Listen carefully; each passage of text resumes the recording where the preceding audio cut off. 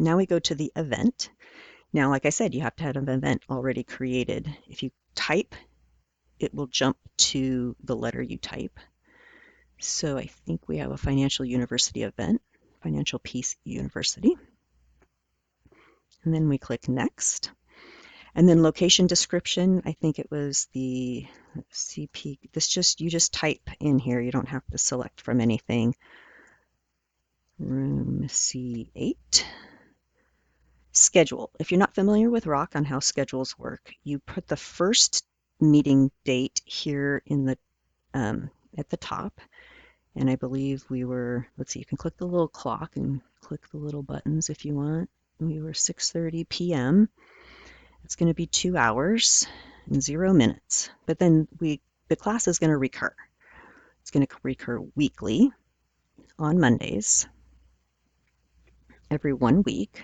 So every week on Mondays, and it's going to end on, let me grab the calendar. We're going to end on Monday the 29th, but Rock will look at this as like 12 o'clock on Monday the 29th, and that's not when we end. We end later on the day on Monday. So if we grab the next day, Tuesday the 30th, then it'll make sure that we could get all of the minutes of Monday included. And then we don't need to exclude anything, but if you were meeting over a course of 2 months and there was a holiday in between, you could exclude a certain date by clicking the add a date and put that in there.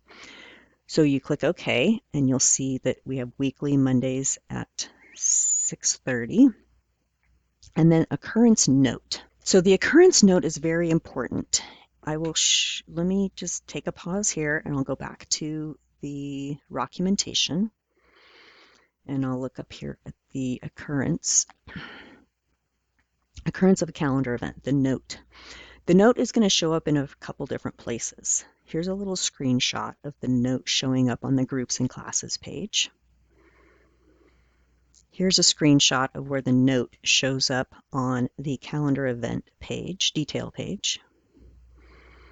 And you'll also see the note show up on the ministry page, which I don't have a screenshot for, so I'll just have to show that to you at the end when we finish.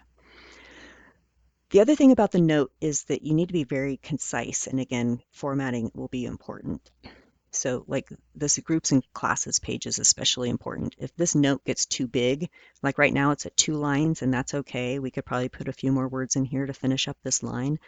But when it gets to 3 or 4 lines, then the pictures on the side start getting squished and automatically cropped, and things don't look good.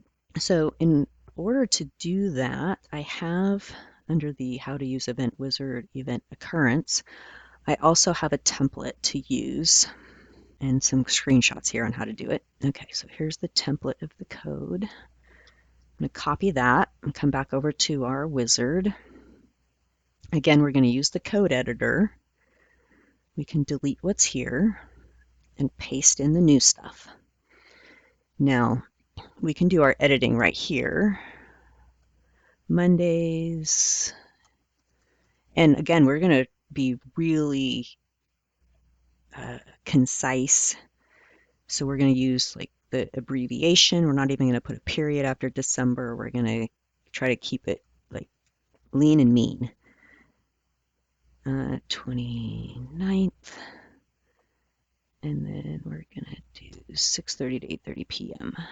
Cost $80. I don't know if childcare was provided for FP or not, but if you wanted to list that there, that's a good thing to include.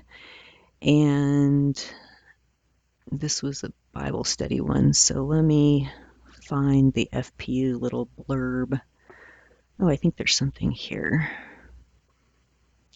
And this might actually be too long, but we're going to try it.